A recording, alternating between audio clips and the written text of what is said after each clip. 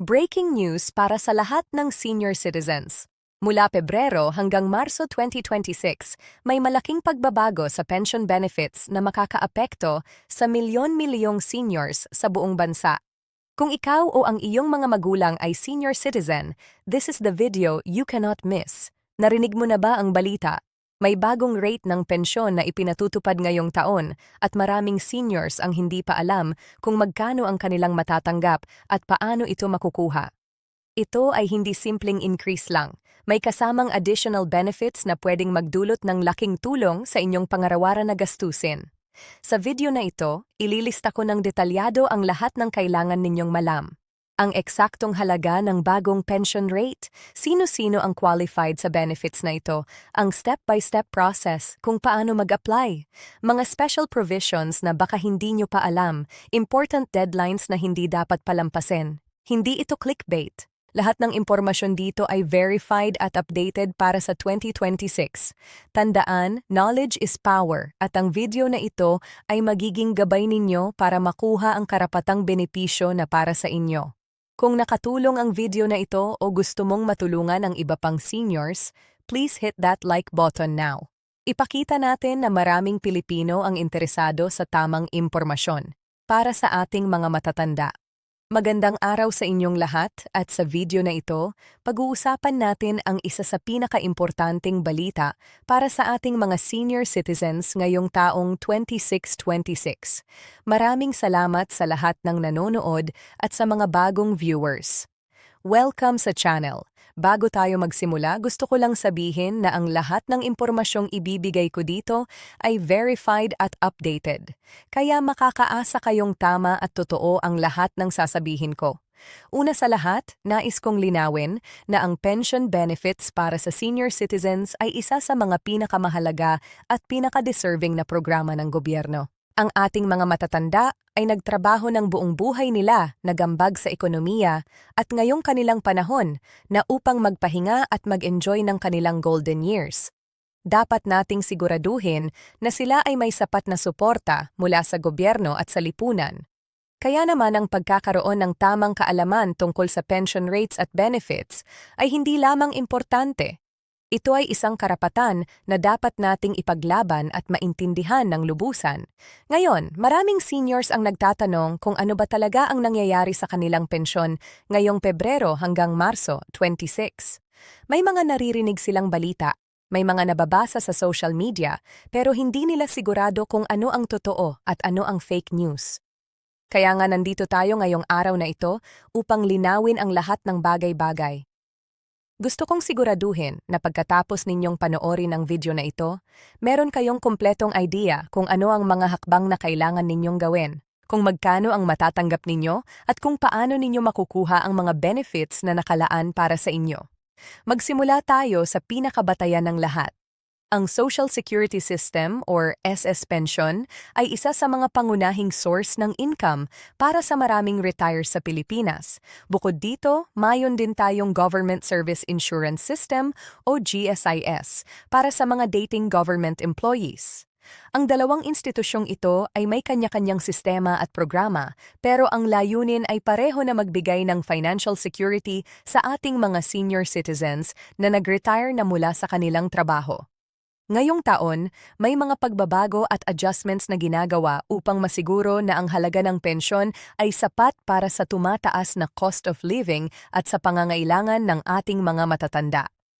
Ang pinaka-exciting na balita dito ay ang increase sa pension rates na ipinatutupad ngayong 2026. Para sa mga SSS pensioners, ang minimum monthly pension ay tumaas na simula noong Enero at ito ay patuloy na mag-a-adjust depende sa mga economic indicators at sa budget ng gobyerno.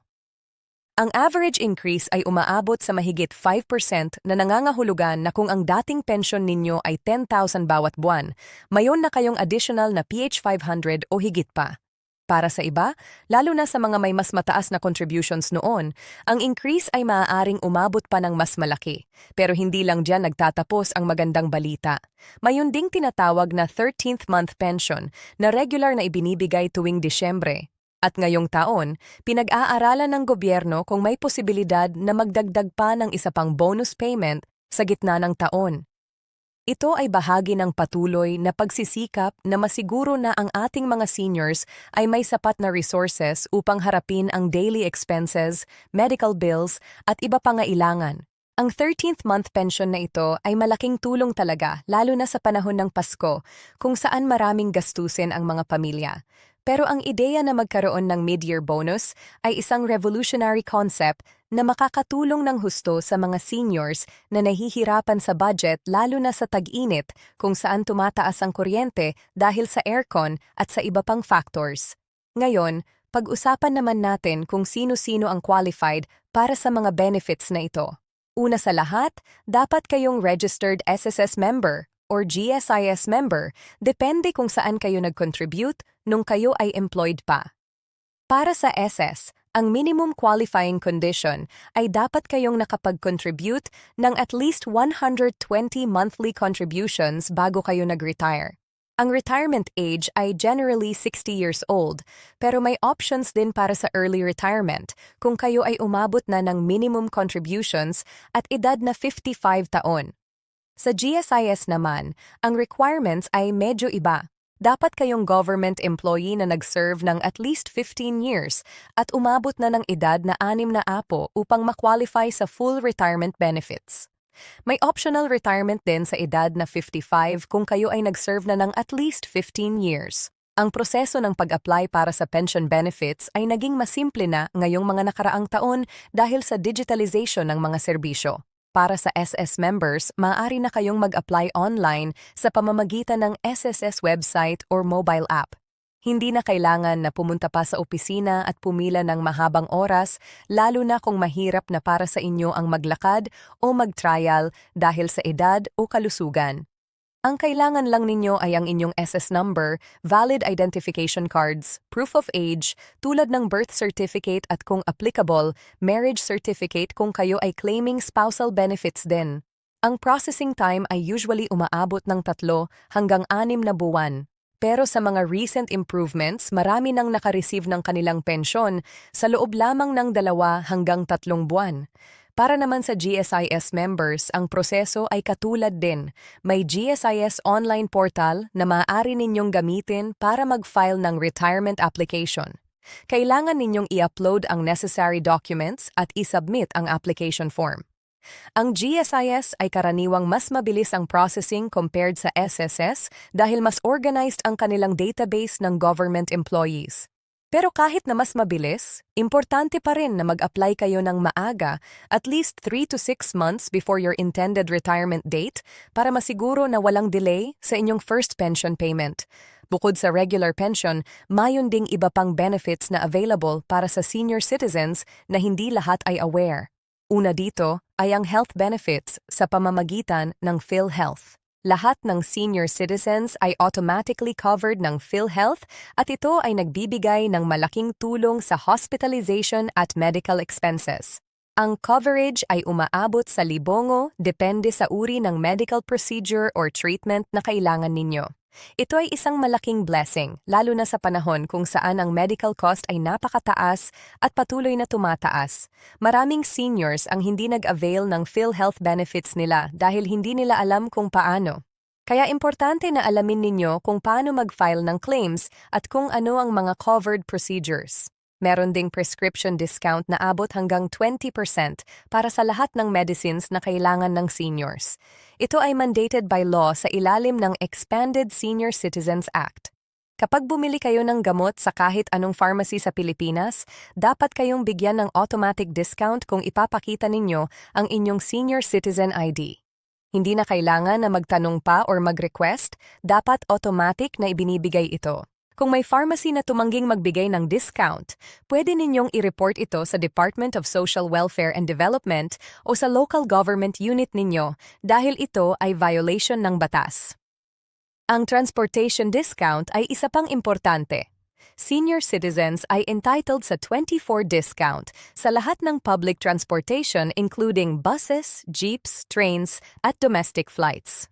Maraming seniors angel nito dahil nahihiya silang magtanong or dahil hindi nila alam na entitled sila.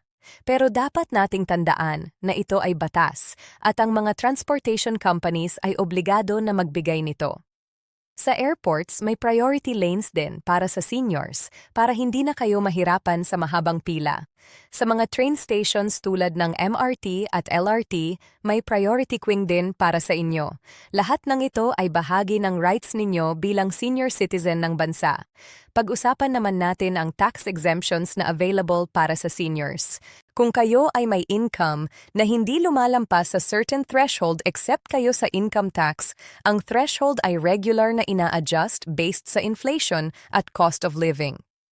Bilang karagdagan, ang real property tax para sa primary residence ng seniors ay pwedeng ma-waive o ma-reduce depende sa local ordinances ng inyong city or municipality. Ito ay malaking savings, lalo na kung ang property tax ninyo ay umabot ng 10,000 or higit pa bawat taon. Maraming local government units ay may special provisions para sa seniors. Kaya importante na mag-inquire kayo sa inyong barangay or city hall kung ano ang available na tax benefits sa inyong area. Ang funeral at burial benefits ay isa pang aspeto na importante pero hindi masyadong napag-uusapan.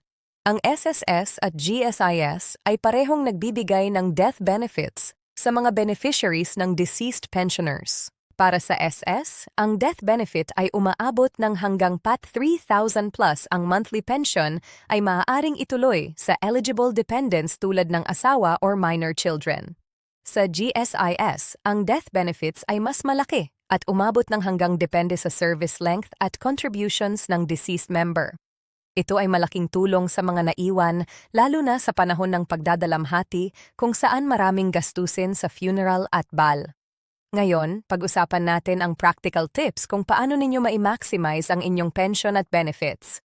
Una, importanteng mag-budget kayo ng maayos. Kahit na tumaas ang pension, kung walang proper budgeting, mauubos pa rin ito ng mabilis. Magsimula sa paggawa ng monthly budget plan, ilista ninyo lahat ng fixed expenses tulad ng utilities, food, maintenance, medicines, at iba pa. Siguraduhing may allocation din para sa emergency fund. Dahil hindi natin alam kung kailan tayo kakailanganin ng sudden medical attention or repair sa bahay. Ang ideal emergency fund ay dapat umaabot ng at least 3 buwan ng inyong monthly expenses. Pangalawa, subukan ninyong hanapin ang mga free or subsidized services na available sa inyong community. Maraming local government units ang nag-aalok ng free medical checkups, physical therapy sessions, at recreational activities para sa seniors. Ang mga health centers ay madalas na may senior citizens program kung saan pwede kayong magpa-check ng blood pressure, blood sugar, at iba pang basic health metrics ng libre. May mga community centers din na nag-aalok ng exercise classes, dance sessions, at social activities na designed specifically para sa senior citizens. Ito ay hindi lang good for your physical health, pero also for your mental and emotional well-being dahil nakakamit kayo ng ibang seniors at nagkakaroon ng social interaction. Pangatlo, mag-invest sa inyong health. Ang prevention ay always mas mura kaysa sa cure. Kumain ng balanced diet, mag-exercise regularly kahit light lang tulad ng walking or stretching at siguraduhing regular kayong nagpapa-check-up sa doktor. Maraming sakit ang pwedeng ma-prevent o ma-detect early kung regular kayo sa check-up. Ang diabetes, hypertension at heart disease ay common sa seniors, pero kung properly managed, pwede ninyong mabuhay ng matagal at masaya kahit na may mga kondisyong ito. Uminom ng maintenance. Medicines ninyo on time, sundin ang doctor's advice at iwasan ang unhealthy habits tulad ng sobrang pagkain ng maalat, matamis at fatty foods. Pang-apat, mag-explore ng additional income opportunities kung kayo ay physically at mentally capable pa. Maraming seniors ang nag-start ng small business tulad ng sari-sari store, online selling, or pagtuturo ng skills na meron sila. Hindi ito nangangahulugang kailangan ninyong magtrabaho ng mabigat kahit light sideline lang na pwede ninyong gawin sa bahay. Ang kita mula dito ay pwedeng dagdag sa pensyon ninyo at makakatulong sa mga extra expenses or wants na gusto ninyong bilhin para sa sarili ninyo or sa mga apo. Ikalima, mag-connect sa inyong family at community support system. Ang emotional at social support ay napakahalaga sa golden years. Huwag mahiyang humingi ng tulong kung kailangan ninyo. Ang inyong mga anak, apo, kapatid at kamag-anak ay nandyan para sa inyo. Magtulungan kayo bilang pamilya. Kung may mga medical appointments, hilingin sa kanila na samahan kayo. Kung may mga errands na mahirap para sa inyo, huwag magatubiling magsabi. Ang family solidarity ay napaka-importante, lalo na sa pagtanda. Pag-usapan din natin ang mga common problems na nai-encounter ng seniors sa pag-claim ng benefits at kung paano ito malulutas. Una, ang delayed processing ng pension applications. Ito ay common problem, lalo na kung may kulang na documents or may errors sa submitted forms. Ang solusyon dito ay triple-check lahat ng documents bago isubmit. Siguraduhing kumpleto ang lahat ng required papers at tama ang lahat ng information. Kung may doubts kayo, puntahan ang SSS or GSIS office at mag-consult sa staff para ma-verify kung ano pa ang kulang. Mas mabuti and mag-spend ng extra time upfront kaysa mag-antay ng mahabang panahon dahil sa incomplete requirements. Pangalawa, ang issue ng lost or misplaced documents. Maraming seniors ang nahihirapan hanapin ang kanilang birth certificates, marriage certificates, o old employment records. Kung nangyari ito sa inyo, huwag magpanik. Lahat ng government documents ay pwedeng i-request ulit sa Philippines Statistics Authority or sa local civil registrar kung saan kayo ipinanganak o nag-asawa. May proseso para dito at kahit medyo matagal, makukuha ninyo ang certified true copies ng mga kailangan ninyong documents. Pangatlo, ang problema sa mga seniors na walang valid ID. Ngayong panahon, ang valid ID ay requirement sa halos lahat ng transactions. Kung wala kayong valid ID, mag-apply agad ng Senior Citizen ID sa inyong barangay o city hall. Ito ay libre at madaling proseso lang. Dalhin lang ninyo ang birth certificate or any proof of age at ang barangay clearance. Sa loob lang ng ilang araw o linggo, makukuha na ninyo ang ID ninyo. Ang Senior Citizen ID ay pwede nang gamitin sa lahat ng transactions at pwede ding gamitin para sa pag-avail ng discounts. Pangapat, ang issue ng mga seniors na nasa remote areas o probinsya at nahihirapang mag-travel sa cities para sa transactions. Para dito, meron ng mga satellite offices ng SS at GSIS sa iba't ibang parte ng bansa. Pwede rin kayong mag-authorize ng representative na mag-transact sa behalf ninyo kung talagang hindi kayo makakapunta personally. Kailangan lang ng special power of attorney na notarized. Ito ay legal na paraan para ma-accomplish ang kailangan ninyong gawin kahit na hindi kayo personally present. Ang isa pang importante na information na gusto kong i-share ay ang tungkol sa state planning. At kung paano masiguro na ang inyong benefits at assets ay mapupunta sa tamang beneficiaries pagdating ng panahon. Ito ay sensitive topic pero importante na pag-usapan habang kayo ay healthy pa at may clear mind. Mag-prepare ng last will and testament na naka-notarize. Ilista ninyo doon ang lahat ng inyong properties, bank accounts, at iba pang assets at kung sino ang gusto ninyong mag-init ng mga ito. Siguraduhing alam ng inyong mga anak or trusted family members kung nasaan ang important documents ninyo tulad ng land titles, bank books, insurance policies at iba pa. Para sa SS at GSIS, mag-u-update kayo ng beneficiaries kung may pagbabago sa inyong family status. Kung may namatay na beneficiary or may bagong gustong idagdag, i-inform agad ang SSS or GSIS para ma-update ang records.